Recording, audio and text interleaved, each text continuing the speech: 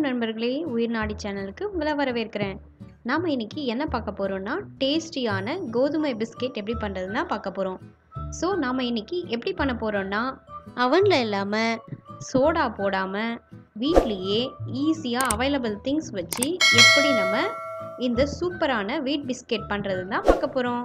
நீங்கள் எங்கள் சேனலுக்கு ஃபஸ்ட் டைம் மாறுதா மறக்காமல் எங்கள் சேனலை சப்ஸ்கிரைப் பண்ணிக்கோங்க. அது மட்டும் இல்லாமல் பெல் ஐக்கானையும் கிளிக் பண்ணிக்கோங்க. அப்போ தான் நாங்கள் எந்த வீடியோஸ் போட்டாலும் உங்களுக்கு நோட்டிஃபிகேஷன்ஸ் வந்துகிட்டே இருக்கும். ஓகே, இப்போ நம்ம வீடியோக்குள்ளே போகலாம். இப்போது ஒரு பாத்திரத்தில் ஒரு 3/4 கப் அளவுக்கு கோதுமை மாவு எடுத்திருக்கேன். அடுத்தது ஒரு 1/4 கப் அளவுக்கு கடலை மாவு எடுத்திருக்கேன். இது ரெண்டுமே நல்லா சல்லடையில் போட்டு சலிச்சு வச்சுருக்கேன். அடுத்தது ஒரு 1.25 ஸ்பூன் அளவுக்கு நான் சுகர் பவுடர் ஆட் பண்ணுறேன்.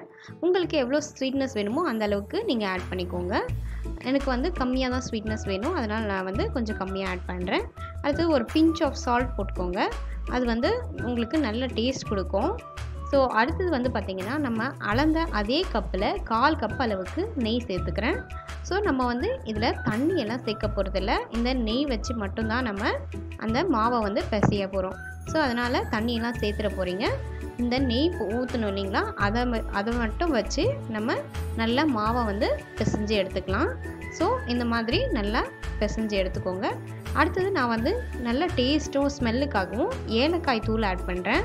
ஸோ ஏலக்காயை நம்ம சர்க்கரையில் போட்டு இந்த மாதிரி பொடிச்சு அதை ஆட் பண்ணிக்கலாம். உங்களுக்கு ஒருவேளை ஃபைன் பவுடராக வரல அப்படின்னா நீங்கள் இந்த மாதிரி சலிச்சு போட்டுக்கோங்க.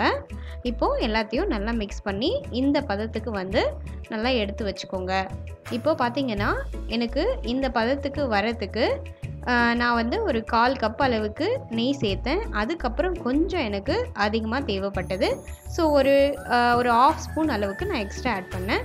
இப்போது இதை இந்த மாவை சின்ன சின்ன உருண்டையாக எடுத்துக்கலாம். ஏன்னா இதை வச்சு தான் நமக்கு எந்த ஷேப் வேணுமோ அந்த மாதிரி பண்ண போகிறோம்.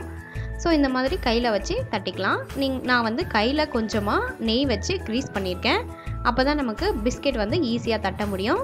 இந்த மாதிரி எந்த ஷேப் வேணுமோ அதை தட்டிட்டு அதுக்கப்புறம் ஒரு ஸ்பூனோ இல்லை நைஃபோ வச்சு உங்களுக்கு எந்த மாதிரி டிசைன் வேணுமோ நீங்கள் பண்ணிக்கலாம். ஹாரிசான்டல் இல்லை வெர்டிக்கல் அந்த மாதிரி எந்த மாதிரி லைன் வேணுமோ போட்டுக்கோங்க. ஸோ இதே மாதிரி எல்லா பிஸ்கெட்ஸ்க்கும் நான் டிசைன் போட்டு வச்சிட்டேன். இதை நான் பேக் பண்ணுற தட்டில் பார்த்திங்கன்னா நெய் போட்டு க்ரீஸ் பண்ணி அந்த தட்டில் நான் அந்த பிஸ்கெட்ஸ் எல்லாம் எடுத்து வச்சுருக்கேன். ஸோ நம்ம செஞ்சு வச்ச பிஸ்கெட்ஸ்லாம் வச்சாச்சு.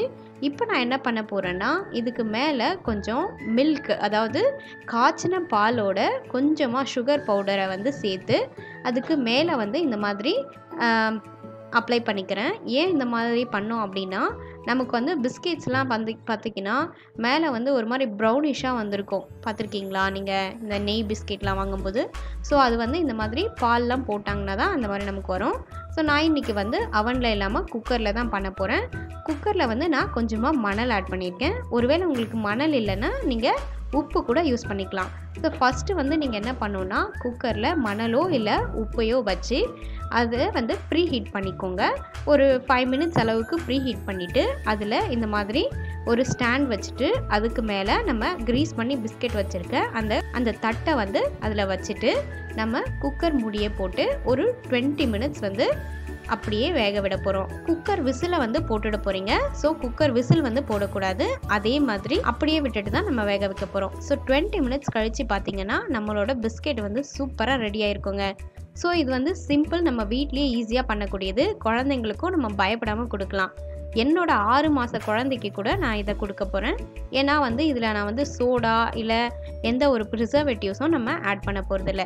இந்த மாதிரி பிஸ்கெட்டை நீங்களும் ட்ரை பண்ணுங்கள். எப்படி வந்துச்சுன்னு கமெண்ட் பண்ணுங்கள். இந்த ரெசிபி உங்களுக்கு பிடிச்சிருந்தா மறக்காமல் லைக் பண்ணுங்கள், ஷேர் பண்ணுங்கள், எங்கள் சேனலுக்கு சப்ஸ்கிரைப் பண்ணுங்கள்.